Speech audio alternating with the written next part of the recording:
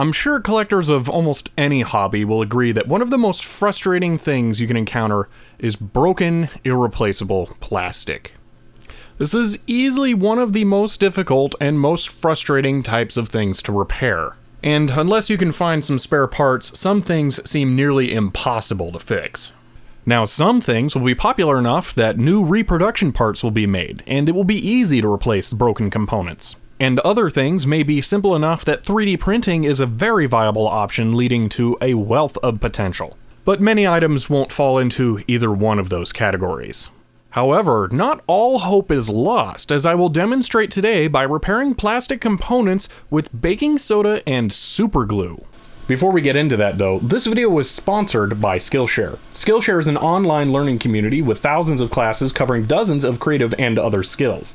Now, part of how I got my start in making videos on YouTube comes from my photography hobby. For me, a lot of the aspects of camera control and composition came with practice, and I originally thought I could do the same when it came to processing my photos. Once I figured out how a few of the sliders in Lightroom worked, I thought I was good, but my pictures would turn out dark and muddy. It took me far too long to really get it, and I was producing images that looked like this when they could have looked like this. After watching some of the lessons in this Skillshare course on Lightroom, I really feel a course like this can help you learn something better and faster than you might be able to on your own. There are courses on offer on Skillshare on many topics as well, such as programming, electronics, and 3D printing. A premium membership gives you unlimited access so you can join the classes and communities that are right for you. Because Skillshare is sponsoring this video, you can sign up with the link in the description and get a 2-month trial for free. Now, back to the baking soda and superglue. Now, I did not come up with this repair idea, and I'm far from the first person to talk about this, but I've never seen it in relation to vintage computers or electronics in general, and I was only made aware of it when I finally got my hands on what I could only describe as my dream clock. Now, unfortunately, while this thing is gorgeous, when I first got my hands on it, some of the flip tiles were broken, including the top half of 1, which is also the bottom half of 2. I additionally had a problem with the top side of 56's tile with this tab. Now, I was only able to repair this after I found a video by Flip Clock fans who demonstrated how to recreate the tab on the tile using nothing but super glue and baking soda. He described this method as being derived from musical instruments though, which tells me that it can be used on any number of things. Now, this clock isn't going to be the focus of today's video. I've already done the repair on here and it's working fantastically. It does have a couple other minor issues, and that's what we'll look at when I finally do a video on this. But for now, let's take a look at some of those other broken plastic components I showed you. Now, the first thing I want to attempt to repair in this video is also the most significant and likely the most broken item, and that would be my Commodore 1702 monitor. These have a front panel that pulls down that allows you to adjust these knobs to change picture settings. The problem is this is infamous for breaking. Today I'm going to try and reconstruct this missing portion of the hinge on the panel and see if I can get it to reattach without trying to find a replacement part. Alright, now if I get a close-up shot of the two sides here, you can see exactly how it's broken. It's kind of weird how it's the small part that's broken instead of the long part here. I would think this side would be more fragile, but that's the one that broke. So now the question is, how exactly am I going to repair this? Alright, let's begin to take a look at how this works. So a lot of people are going to be familiar with super glue. It's actually cyanoacrylate, and there are a lot of different parts to this. You can get drying agents, there's sprays, there are other liquids. There's a whole ecosystem of super glue stuff, but I'm just going to be using this generic Loctite super glue for this. Now, where this gets really weird is the baking soda. Now, baking soda is actually a fine white powder. There isn't a whole lot more to it than that. I don't know if there is a chemical reaction between the super glue and the baking soda. I haven't really looked into that all that much, and frankly, it doesn't matter. This works so well that I don't see a lot of room for optimization here. But the basic idea is that you are combining the super glue and the baking soda to create a solid fill where parts are missing. So let's take a look at this in action. Now, due to the unusual shape of this part, I'm going to have to do this on the end of my desk here because I need to be able to tap the broken point onto this piece of aluminum foil.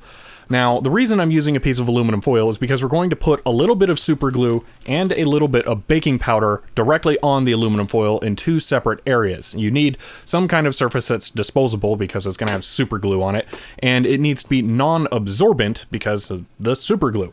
You could use a plastic bag or just something else that you're capable of throwing away, but probably you don't want to use a paper product like cardboard. So here's what I'm going to do. This process actually goes extremely quickly, so I don't have a lot of time to explain it while I'm working. But I'm going to sprinkle a bit of baking powder on one side. That is more than enough. And then I'm going to put some super glue over here. Now I'm going to, as I mentioned, dip the broken side in the super glue and then dip it in the baking powder, and I'm going to build up a little point off of the broken area. Let me wipe off the loose baking soda, where it looks a little bit like a stalactite in a cave. It's just going to be slowly rising up out of the baking soda and super glue once I put the super glue on. This stuff kind of dries quick, so I'm holding out until I'm actually ready. So let's see this process in action. I'm going to put the super glue on there and then begin.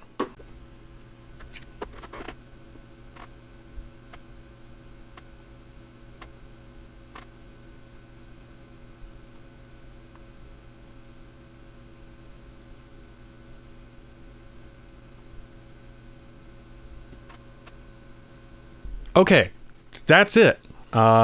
We're pretty much done here. Now, I gave this a little bit of time to dry, but not a lot. This should be surprisingly strong, actually.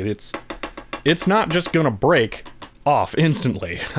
This is some tough stuff. Now, at this point, you're gonna want some kind of file to get this down to the shape you need.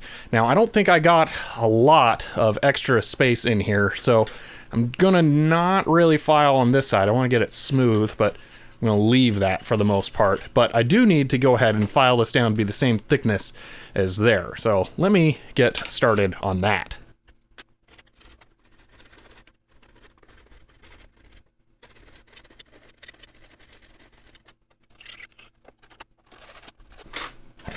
I actually made this way too big. You can see here that the little piece doesn't come above this at all, and here I made it go way out there. You know what, I'm just gonna go for broke here and try snipping some off, see how this goes. Well, that backfired. Alright. But, that's incredibly strong, and I think I can apply a little bit, yeah, to the inside from there now. So I'm gonna work on that a little bit. Okay, there we go. Reapplied. It's a little bit tall still, but I can file that down. But more importantly, I got it to curve over into the hook area some more, actually. So that might actually do something, but I need to get back to filing now, so let's work on that.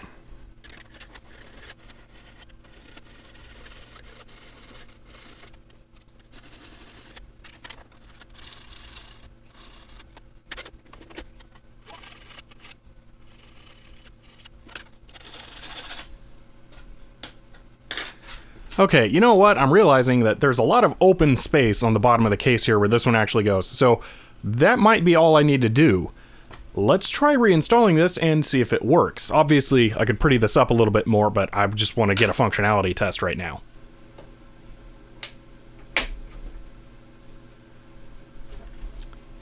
That's working. Yep. No longer falling down. And you can't see it at all from the front. This is a totally invisible repair as far as external viewers are concerned. You know it's there, but that's your own fault if you tell them at this point. Now, it's a little tight. I can actually kind of position this stuff, but it might wear into it a little bit. Yeah, that's working really, really well. All right, I've gone back and filed it a little bit more, but let's take a look at the now repaired and original sides. So it was a little bit difficult to go through and match the radius here while maintaining the bite part at the top, but I think this came out pretty close. It's really difficult to build up towards this part because you have to be able to apply material directly to the face that you want to extend, and, well, there's this part in the way. It may be possible to use a really thin layer of something and get in between these, but that's going to take a lot of work. Still, though, I think this turned out really good as a match for the other side. Alright, and here's how the results are once it's done. This is fully reattached on this side, no real issues. Can put it back up, stays in place. I would call that a successful repair. So there is a terrific example of how you can reconstruct plastic that's missing. I didn't put the part back on that broke off, I rebuilt it from nothing. Okay, that was the main part of this video. Everything else after this is an experimentation in this repair process. So if these don't turn out, don't blame me. I'm giving you an opportunity to see exactly what I see as I do this. So let's move on to this Lloyd's Automatic or Acumatic 30 calculator. Now, I picked this up a while ago because I thought it looked extremely pretty. I love this beige and brown design pattern. Oh, it's just so nice. And yeah, I got it for a fairly good price. So it has a crack. Now, this is a cosmetic part, unfortunately, so I don't want to apply this to the outside, but I could try and do it from the inside. Now, everything I'm about to do, I've not researched or seen if anyone else has tried this, so this is just going to be my experimenting with my own ideas to see how this works. So, I have this crack. Now, I could try filling this crack with super glue, holding it in place, and letting it set, and see if that cures and makes the repair solid enough, but my experience with super glue, that has not been the case. So, I want to try and do something a little different using this baking soda method. Now, this calculator comes apart in a really obnoxious way. The plastic does just snap apart, which is probably why it broke in the first place. But we can get this part off. Now, what I want to try is to fill this with super glue and baking soda in that corner to make it solid on the inside. So let's see about how I think you could go about doing that. All right, now the first thing I'm doing is taping the plastic back into the position that it should be in. This is not perfect, but frankly, this isn't an amazing calculator, so I'm not going to spend a lot of time on this, but that's good enough to where I don't think you'll really notice the problem if I am successful with this repair. So I have the plastic back in the position that I want it. Now, like I said, I want to try and do this from the inside, so here's where I'm going to get a little creative with this process. I'm going to use one of these little things. I don't know exactly what you're supposed to do with it, but I'm going to suck up a bunch of the baking powder into this bulb. So I'm just going to get it all up in there, tap it down in, get some air back out, suck some more up in, and just get some in here, and then I believe I should, yes, be able to just tap some, or yeah, apply some by squeezing it. So this should give me essentially a powder applicator. And you can probably guess where I'm going from here. I'm going to put a drop or two of super glue along the seam in there, and then try and put the baking powder directly onto it and build up a surface inside the unit, and hopefully that will be strong enough to hold it together. So let's try this out. Well, that was immediately too much, but I can just tap it off. All right, let's see if it's only powder on the top. That's rock solid. Wow. Okay, I can't really push it in. Okay, let's keep going.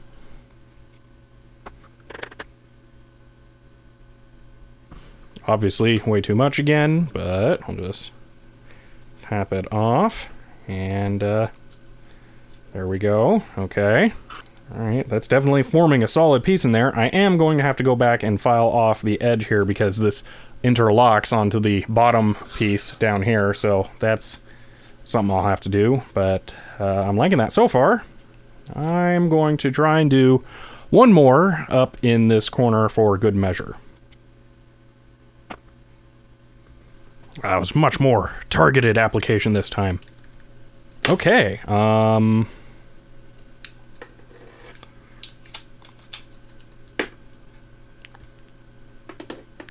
I think that worked. That feels pretty solid. All right. Let me try filing down up in there a little bit and then reassembling the calculator. There we go. Wow, that's awesome. I'm extremely happy with that repair. I mean, I don't know exactly how strong that's going to be. I know to treat it gingerly now, but yeah, that worked extremely well. Okay. All right, let's take this same principle and move on to trying it on something else now. Okay, this is not a flip clock, actually, as we'll see as we get in here. So this is a GE, I forget what the model is, they're 81424, I don't know.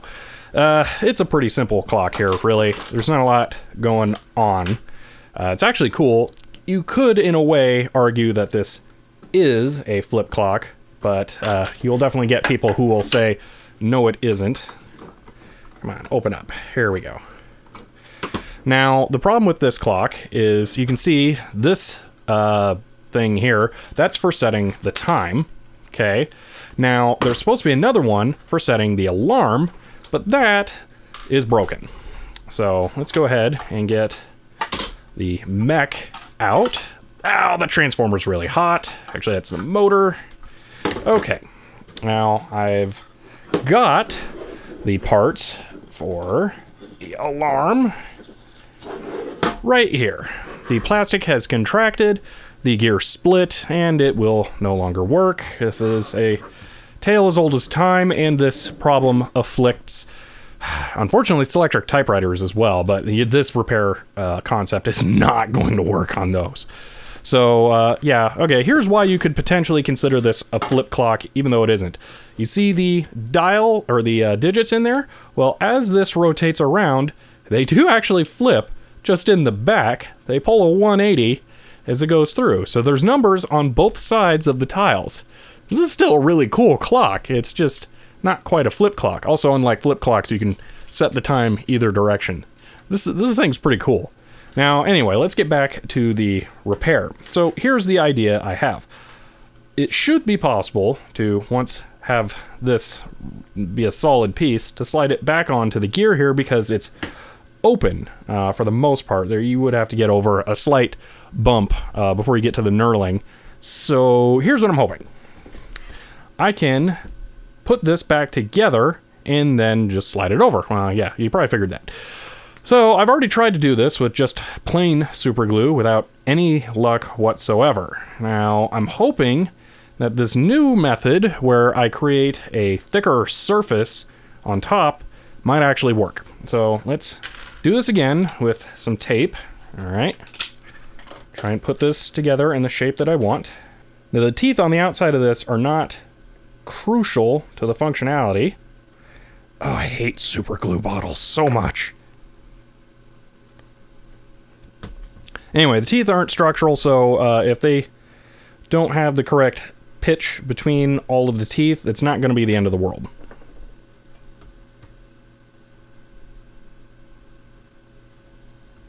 Getting better at that powder application. Okay. Now, let's tap that off.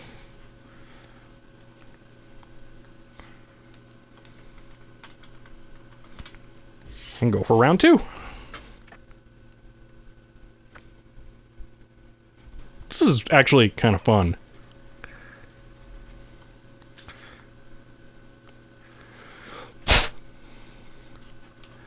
Okay, now I don't see any reason for me to not try putting some of this on the back as well to add some strength. There, man, this is really cool. I'm gonna really just lamely wipe this off with my shirt. If you were gonna get serious about this, maybe isopropanol for cleaning off any potential finger oils. Alright, this one's slightly more critical because there's no lip, so I can accidentally get down into the hole and then decrease the diameter of the hole, and then there's no way it'll fit on there. So I do need to be careful of that. I don't want to go too thick on this side, so I do need to be cautious of that. But that's my only real limitation here. I think I'll just go with one layer on this side. Okay. Yeah, that seems pretty strong. Okay.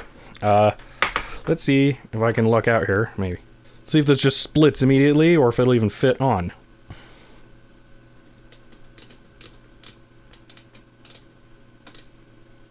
It's not perfect, but I think that might work. It's not falling off. Sweet. Okay. Another successful repair. All right, now the last one, I think there's almost no hope that we're going to be able to do this. So let's call that just like magic trick if that one works. Okay, bonus repair. This wasn't planned, but as I was trying to reassemble this, that broke. So let's see about getting this one put back together.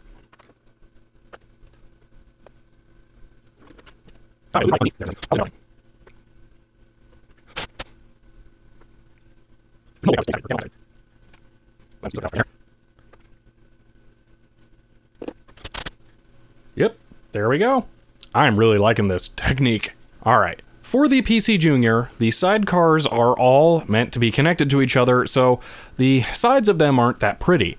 There is a blanking plate you put on the last sidecar to make it look a lot better.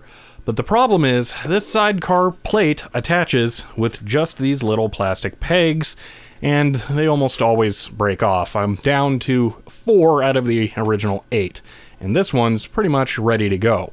So I see 2 things I want to try here. I want to reattach this one so that it's not going to fall off, because that's the end of it if it does. And then I want to see if I can rebuild one right here on this side. So that would mean I have to totally build up one piece from nothing, and I can't do the dip method. So I'm going to have to do drops and then, well, spray it with the powder. So let's see how this goes. This side first, because I actually think that one's going to work. All right, I have the spudger in there because I need to make sure it stays in the correct position while I do this. So let's give this a shot. Now we're talking. That was a whole lot. That was way more than I wanted. Oh well. They're all going to have really sturdy bases now. That might be too much of a flange now. Well, let me see. Okay, it was way too much, but I went to go file down the outside and it just burst and all of the stuff came out. So clearly it was too thick. So that's good to know. It can be too thick on there. But now I can just powder up what was left, and now it should actually fit properly on there. Actually, the problem isn't what I'm doing here. This thing just kind of sucks. You can see right inside that hole there's an RF shield or something, and I don't think it is as deep as that is tall. So when I put this in here, those just hit that no matter what, and it can never go on all the way. So I'm never going to be able to have a blinking plate on the Tecmar Junior Captain. Sweet. So when I put this on, I'm going to have to put this on first, then the parallel printer card. Cool. All right, but that got mostly well filled in there. Now I'm really unoptimistic about this side, but I'll give it a shot, see what happens.